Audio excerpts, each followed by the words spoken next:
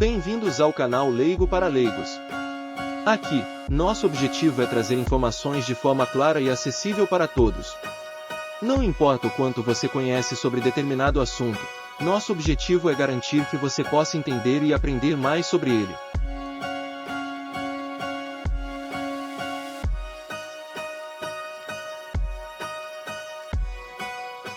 Infelizmente você não pode confiar em palavras.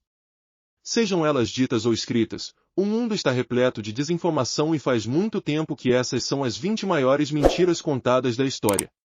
Mas, antes de mais nada, se inscreva no canal, deixe seu like e ative o sininho de notificações. Infelizmente você não pode confiar em palavras. Sejam elas ditas ou escritas, o mundo está repleto de desinformação e faz muito tempo que essas são as 20 maiores mentiras contadas da história.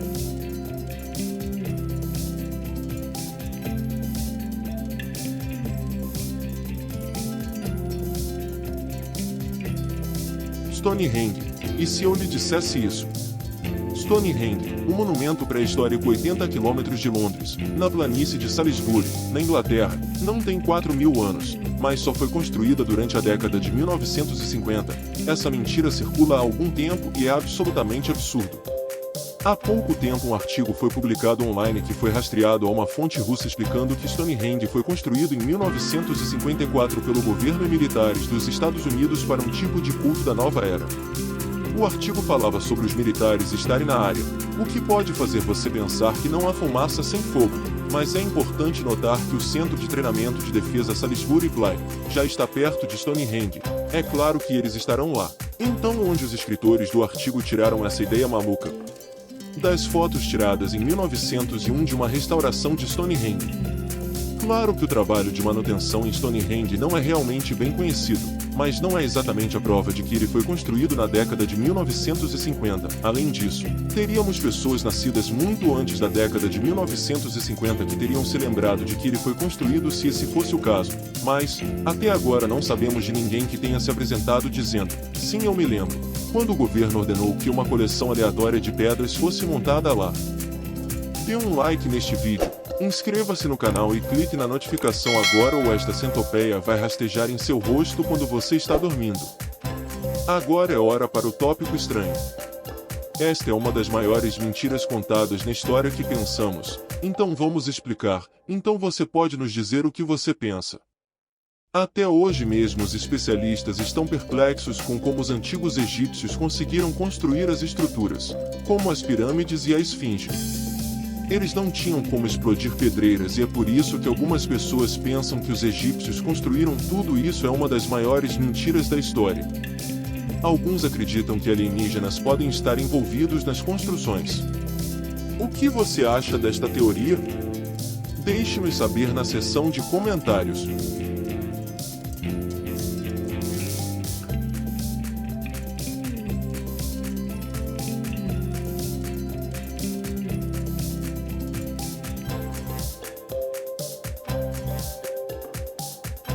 Todos nós conhecemos a história do cavalo de Troia. Supostamente soldados gregos passaram 10 anos infrutíferos tentando tomar a cidade de Troia, apenas tendo sucesso com um cavalo de madeira gigante, onde todos eles se esconderam. Disseram que tinham uma oferenda à deusa Atena e foi enviado para a cidade com os soldados dentro. Aparentemente este movimento sorrateiro os ajudou a vencer a guerra, mas o que realmente aconteceu? Provavelmente não é o que pensam alguns historiadores, como o Dr. Armand Dangour, da Universidade de Oxford. De acordo com ele, a cidade de Troia foi definitivamente queimada, mas o cavalo de madeira pode nunca ter existido. Em vez disso, era provavelmente uma história imaginativa inspirada em como os soldados costumavam fechar o antigo cerco. Para impedi-los de serem sitiados, não há sequer qualquer garantia de que Homero, que escreveu Odisseia, em que cavalo de Troia foi mencionado. Homero existiu, era um dos maiores poetas gregos e compôs esta grande obra, mas não sabemos mais nada sobre ele.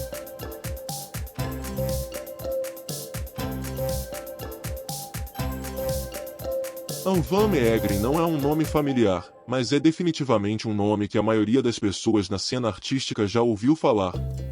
Van Meegeren foi um pintor e retratista holandês que nome, como um dos falsificadores de arte mais engenhosos do século XX.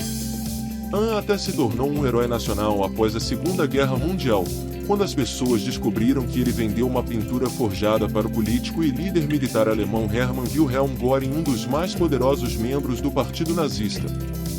Queria ser um artista desde jovem, mas os críticos de arte disseram que seu trabalho era ultrapassado e genuinamente sentia que havia arruinado sua carreira, mas ele estava desesperado para provar que era talentoso. Então ele começou a forjar pinturas de artistas famosos do século XVII como Johannes Vermeer e Franz Rousse. Mesmo os melhores especialistas e críticos de arte não podiam dizer a diferença porque aceitavam suas pinturas como genuínas e assim o fizeram Hermann Göring. Hermann trocou 137 pinturas supostamente peças genuínas de Johannes Vermeer. Após a guerra, Hans foi preso porque acreditava-se que ele havia vendido bens culturais holandeses para os nazistas e penalizado com a pena de morte. Nesse momento ele disse que tinha criado falsificações e acabou enfrentando uma acusação de falsificação menos severa. Acredita-se que ao longo de toda a sua carreira de pintura ele enganou as pessoas em mais de 30 milhões de dólares, equivalente a cerca de 254 milhões de dólares em dinheiro de hoje.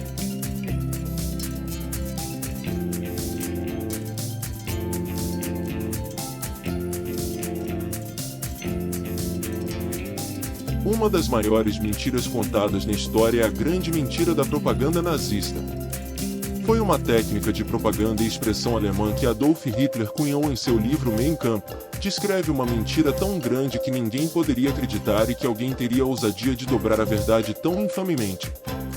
Hitler disse que os judeus tinham usado essa técnica para culpar a perda da Alemanha na Primeira Guerra Mundial em proeminente política nacionalista. O líder e general alemão Erich Ludendorff então usou o conceito da grande mentira original para virar as pessoas contra os judeus e justificar o Holocausto.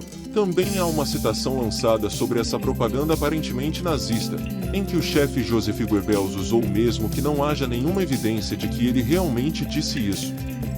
Se você contar uma mentira grande o suficiente e continuar repetindo-a, as pessoas acabarão por acreditar que a mentira pode ser mantida apenas por um tempo em que o Estado pode proteger o povo das consequências políticas, econômicas e ou militares. Sobre a mentira, nem Hitler nem Goebbels jamais admitiram, mas com certeza, como bons propagandistas mentirosos nunca admitiriam.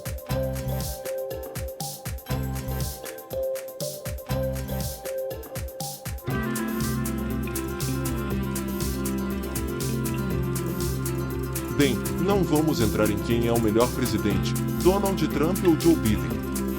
Nem vamos entrar nessa coisa de republicanos versus democratas, mas sim na grande mentira que Donald Trump disse sobre a eleição de 2020, que ela foi fraudulenta e que ele ganhou, mesmo que não houvesse nenhuma prova de que o povo estava com ele. Quando a votação começou a rolar e ficou claro que Donald Trump não teria um novo mandato, começou a dizer aos seus eleitores que havia um golpe no envio das cédulas de votação, o qual seria considerado um dos maiores escândalos políticos da história. Ele também disse que os democratas estavam fazendo tudo para impedir que as notícias saíssem e que os republicanos precisariam ser fortes e se unirem para salvar o seu país. É importante ressaltar neste estágio que não há evidências de fraude eleitoral generalizada nem nacionalmente nem em estados individuais.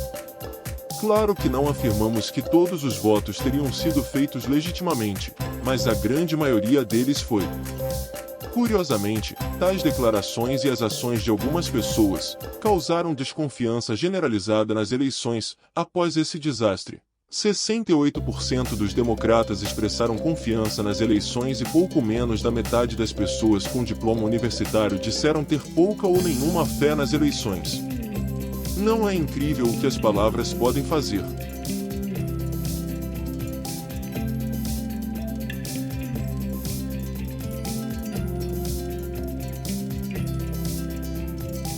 A maioria dos jovens de hoje não saberá muito sobre o caso Watergate, mas foi um grande negócio na década de 1970.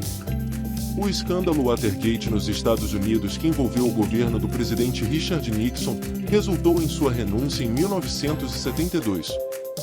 O prédio de escritórios Watergate foi invadido e a administração de Nixon tentou continuamente encobrir seu envolvimento. No entanto, 5 perpetradores foram presos e o Departamento de Justiça dos Estados Unidos, juntamente com a imprensa, conseguiu conectar o dinheiro encontrado com eles ao Comitê para a Reeleição do Presidente. Depois que novas investigações ocorreram, o Comitê da Câmara dos Estados Unidos, o Judiciário recebeu autoridade extra de investigação, o que levou à criação do Comitê Watergate no Senado dos Estados Unidos. As audiências resultantes foram transmitidas ao vivo e tomaram conta do país. Testemunhas disseram que o presidente Nixon havia aprovado planos para esconder o envolvimento de seu governo na invasão, mas o governo de Nixon resistiu constantemente às investigações. A Câmara iniciou um processo de impeachment contra Nixon e aprovou 3 artigos de impeachment contra o presidente por obstrução da justiça, desacato ao Congresso e abuso de seu poder. Ele renunciou ao cargo em 1974 em vez de correr o risco de sofrer impeachment e foi perdoado por seu vice-presidente e sucessor Gerald Ford.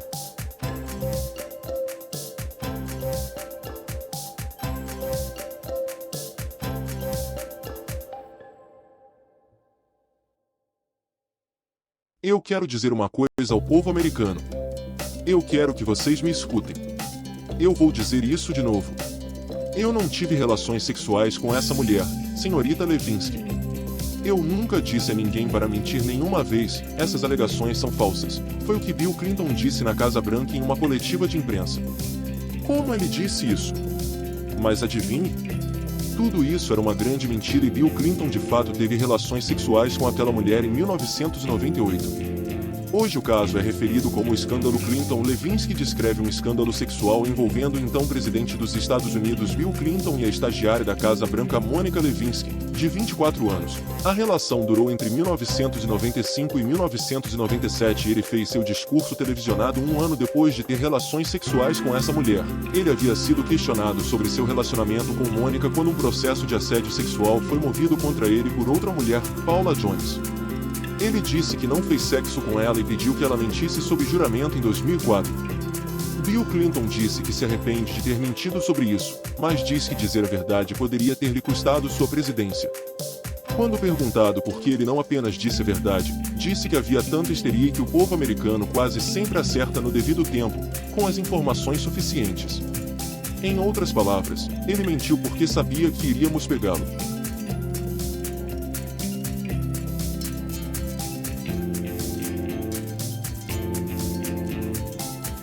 O caso Dreyfus pode não ser bem conhecido hoje, mas é responsável por ter dividido a França em pró-republicano e pró-exército, até mesmo incentivou a radicalização e afetou a política francesa dos anos seguintes.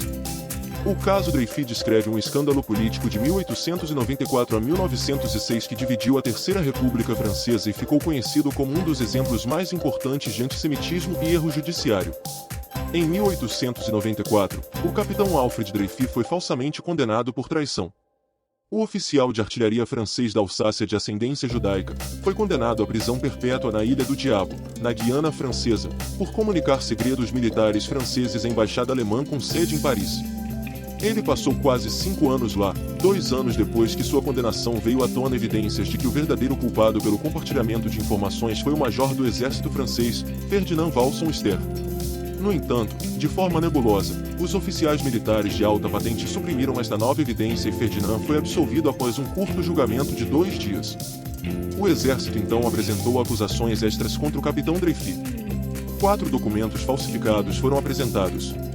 Houve um movimento crescente em apoio a Dreyfus e esta pressão foi colocada sobre o governo para reabrir o caso. Ele foi devolvido à França para outro julgamento em 1899, mas este julgamento resultou em mais uma nova condenação com uma sentença de 10 anos. No entanto, devido às pressões, ele foi perdoado e libertado.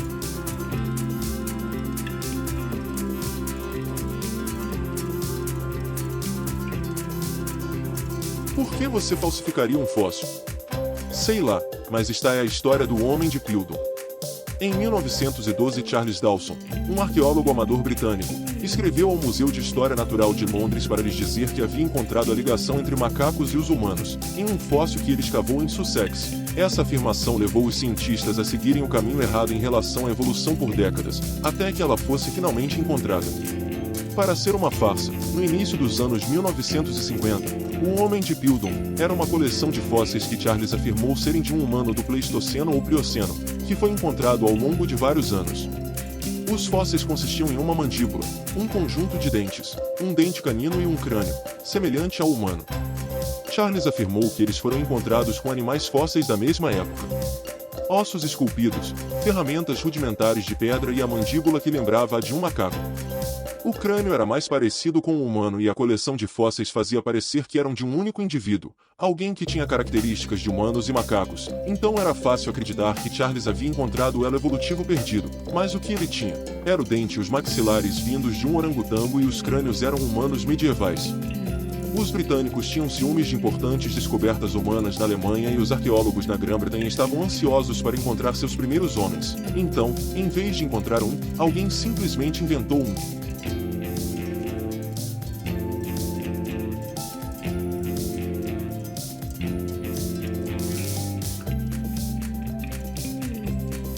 Todos sabem que fumar é ruim para nós, mas quantas vezes você já ouviu isso da boca de um cavalo?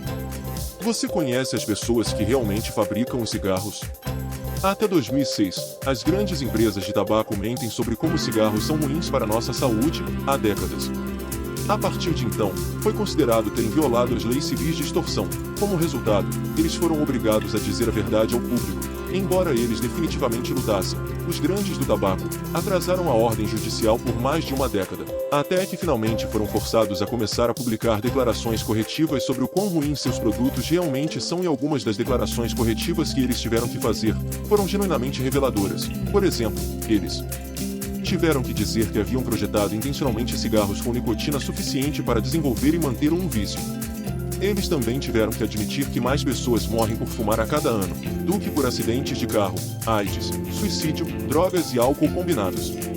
Então, há o câncer, que as empresas tinham que dizer às pessoas que os cigarros causam câncer, ataques cardíacos, doenças pulmonares e morte prematura, e que nenhum cigarro era seguro, mesmo se você comprar um tipo comercializado como Ultralight, light ou natural com baixo teor de alcatrão.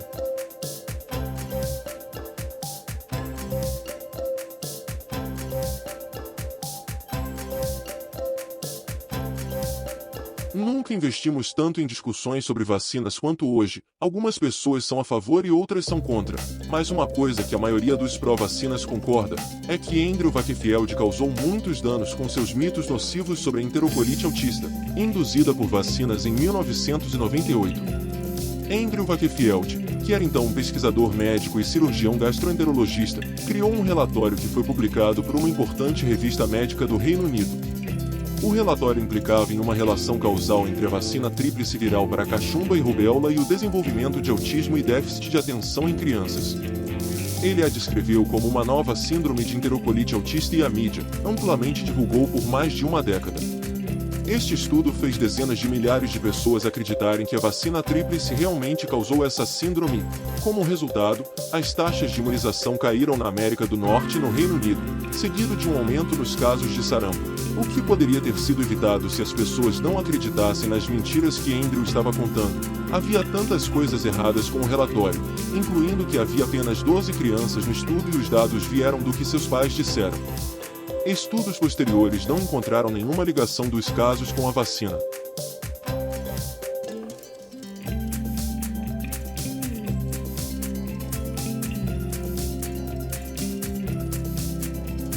Existem muitas oportunidades sólidas de investimento por aí e muitas pessoas costumavam entregar seu dinheiro suado com a promessa de grandes retornos. Mas desde que o esquema Ponzi, como ficou conhecido, ou pirâmide, de Bernie Madoff vieram à tona, as pessoas têm sido muito mais cuidadosas.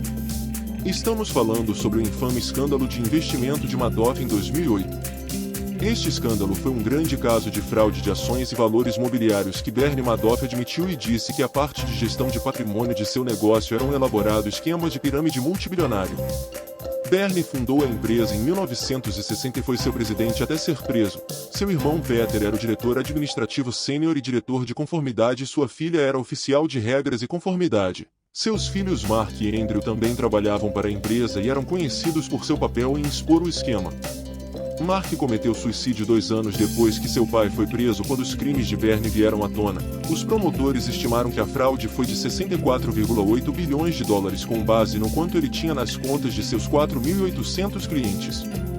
Cerca de metade de seus investidores perderam dinheiro. Bernie se declarou culpado a 11 crimes federais e foi condenado a 150 anos de prisão, morrendo na cadeia em 2021.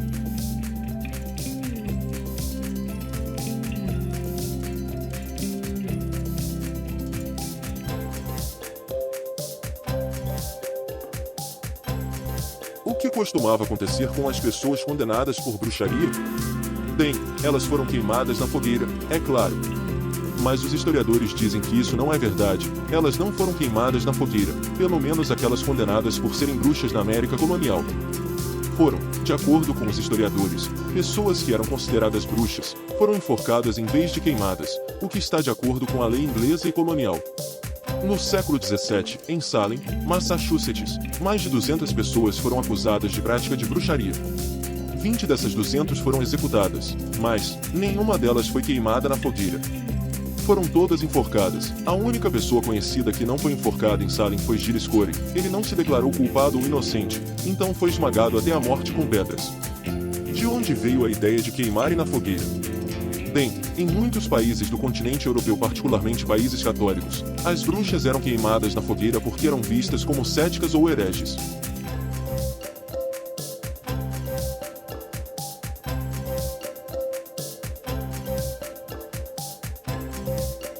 Quando você aposta em qualquer partida esportiva, você o faz com o conhecimento de que tudo é legítimo e os resultados serão determinados com a sorte e a habilidade do jogador, mas nem sempre é o caso, como aprendemos com o escândalo das meias pretas.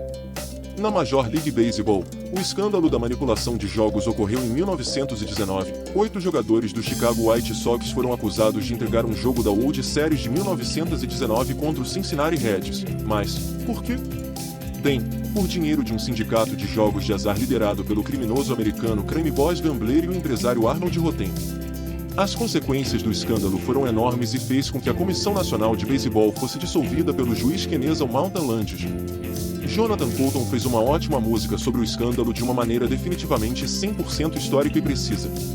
Landis foi nomeado primeiro comissário para que pudesse restaurar a integridade do beisebol. Os jogadores dos Meias Brancas se reuniram para discutir a entrega da partida. Alguns estavam interessados em seguir em frente, enquanto outros estavam lá apenas para ouvir. Alguns jogadores só sabiam disso e ameaçaram denunciá-los se não estivessem no pagamento.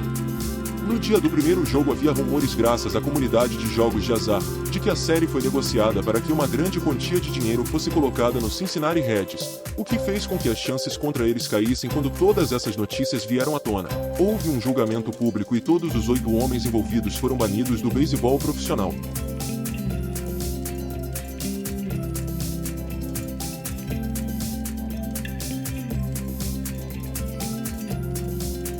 Phineas Taylor Barnum, também conhecido como Showman Americano, P.T. Barnum, foi o fundador do Barnum and Bailey Circus com James Anthony Bailey.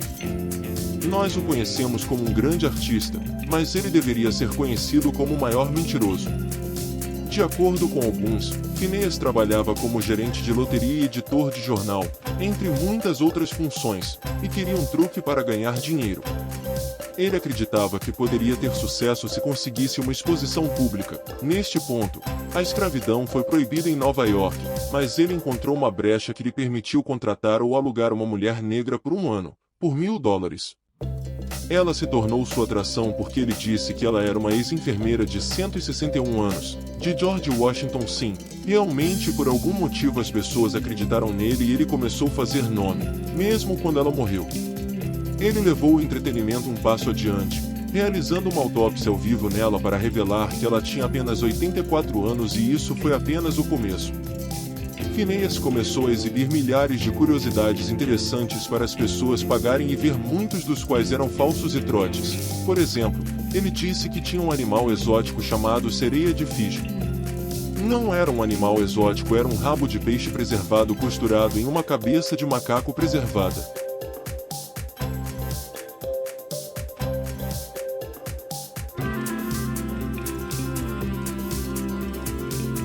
Os documentos do Pentágono, oficialmente conhecidos como o relatório do Escritório da Força-Tarefa do Secretário de Defesa do Vietnã, descrevem o envolvimento político e militar dos Estados Unidos no Vietnã de 1945 a 1967.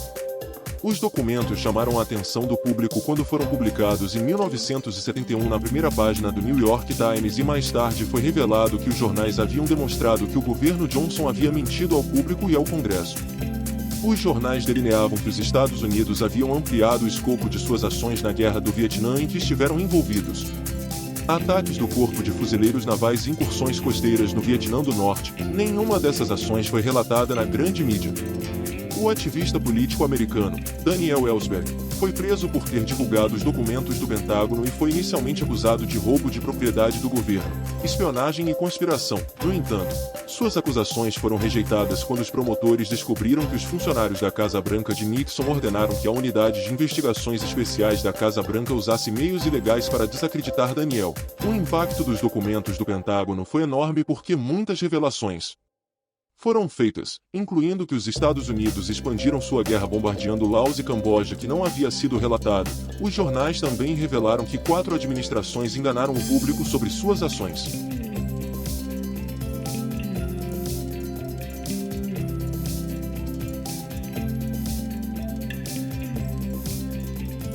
Em 1918, o czar Nicolau II, sua esposa Sarina Alexandra e os 5 filhos do casal foram assassinados em um porão em Ekaterimburgo.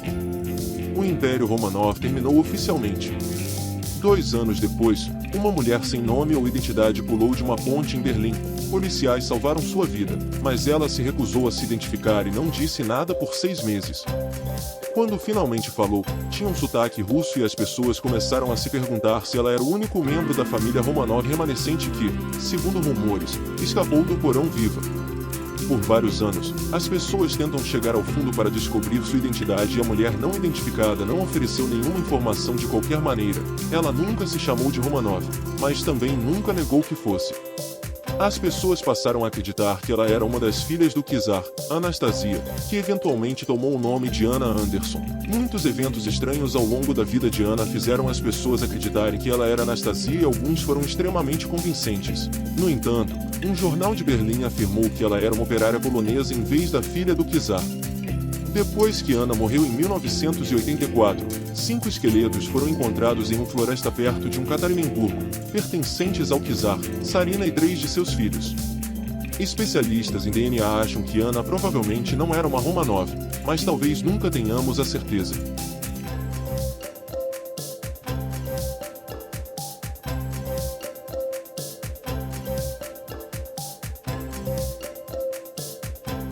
Sempre nos disseram que Cristóvão Colombo descobriu a América em 1492, mas não é tão correto assim. As pesquisas modernas agora nos faz acreditar que os exploradores nórdicos islandeses provavelmente a encontraram cerca de 500 anos antes dele e pessoas da Ásia, África e Idade do Gelo na Europa poderiam ter descoberto mesmo antes deles. Você pode até ouvir rumores sobre monges irlandeses que viajaram para a América no século VI. Não há como saber quem chegou lá primeiro, embora não haja como negar que Cristóvão Colombo é um dos exploradores mais conhecidos, e é em parte por isso que os americanos celebram todos os anos o Dia de Colombo, embora, ao sabermos o quão cruel ele era com os povos indígenas. Preferimos celebrar os povos indígenas hoje, em vez do Dia de Colombo, e essa é provavelmente uma ideia sábia, porque quanto mais mergulhamos em nosso passado, mais aprendemos sobre as imprecisões em nossa história publicada. Por exemplo, há um mito fundador de que quando Cristóvão Colombo chegou, havia apenas algumas tribos nômades que viviam espalhados na terra recém-descoberta, mas, na realidade, muitos dos primeiros americanos já viviam em sociedades altamente organizadas.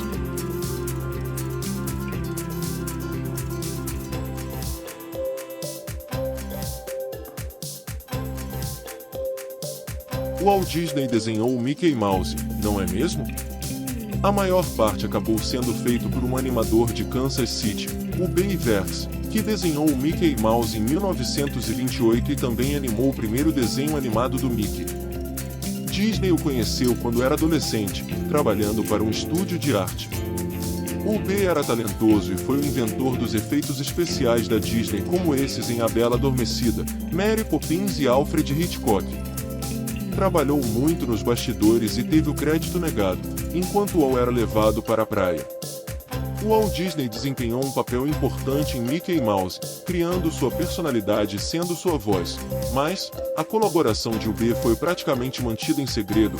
A falta de crédito foi uma fonte de ressentimento e ele acabou se separando, deixando a Walt Disney Studios e começou seu próprio estúdio de animação e se tornaram rivais, permanecendo amigos. 10 anos depois de deixar a Walt Disney Studios, ele voltou para comandar os efeitos especiais. Solucionador de problemas era como era conhecido. Era como se a separação nunca tivesse acontecido e os dois eram unidos. Eles trabalharam lado a lado, até 1966, quando Walt morreu. Ele disse que a morte de Walt foi o fim de uma era.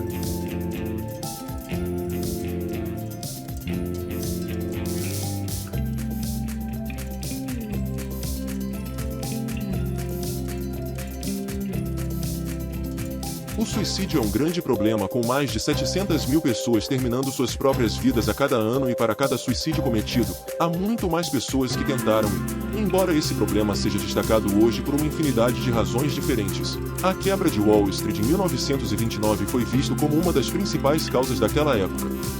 Aparentemente corpos choveram do céu em grandes cidades como Nova York, mas isso não aconteceu realmente. A Terça-feira Negra continua sendo uma das quedas do mercado de ações mais chocantes da história e causou uma quantidade incrível de devastação financeira. Quero dizer, vimos isso se repetir em 2008, mas houve vários relatos sobre muitas pessoas pulando de arranha-céus para a morte devido às suas situações financeiras. Na realidade, apenas 2 suicídios foram relatados e sim, isso é demais, mas ainda é muito menos do que realmente foi dito. Uma das pessoas que pulou foi uma funcionária idosa, Olga Borowski. Acredita-se que ela pode ou não ter pulado porque suas ações despencaram. Podemos acreditar em muito do que lemos nos livros e ouvimos de fontes de notícias respeitáveis, mas não em tudo. Às vezes até os especialistas erram. Você sabia sobre qualquer uma dessas mentiras? Ou você conhece outras que poderiam estar nesta lista? Confira outras coisas legais no canal. Inscreva-se no canal, deixe seu like, ative o sininho de notificações, comente e compartilhe. Até a próxima, meus leigos!